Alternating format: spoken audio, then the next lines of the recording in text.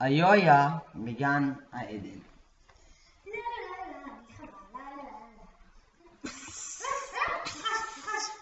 שלום חווה, מה קורה? בסדר? את רוצה לטעום משהו שישנה את גורלך? ומה זה יהיה? את רואה את התפוח הזה שם שנפל מהעץ הזה? כן. את יודעת מאיזה עץ התפוח הזה שייך? עץ הדת. כן. אולי תטעמי ממנו, זה ממש טעים, זה שלי. אני לא יכולה. למה לא? אמר לי שאסור לי לאכול עץ הדת. אבל זה כולה פרי מעץ, מה זה חשוב מאיזה עץ זה? כי אדוני אמר לי שאסור, אני לא יודעת מה.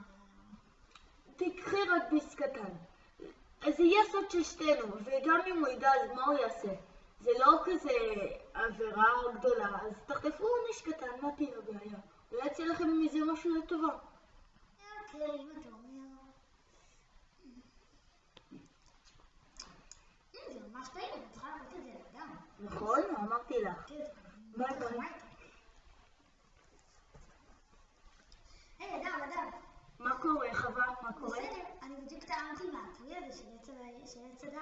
עץ הדת? מה, את רצינית? מה אחת ממנו? אסור לאכול מאיתנו. את יודעת איזה עונש אדוני ייתן לנו? אני יודעת, אבל נחש פיתרתי, ואז לקחתי ביס קטן, ואז התגלה להיות ממש טעים, אז קרה לך איתו.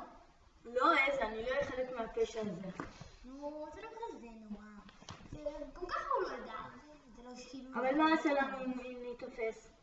מה הוא יכול לעשות? טוב, אולי אני אקח על ביס קטן. אדם וחווה, מה? מי זה מדבר? אתם אכלתם מהעץ הדת. אני אסרתי עליכם לאכול מעץ זה, ולכן תורחקו מגן העדן לעולמי עולמים. מה עשית? יש מפך.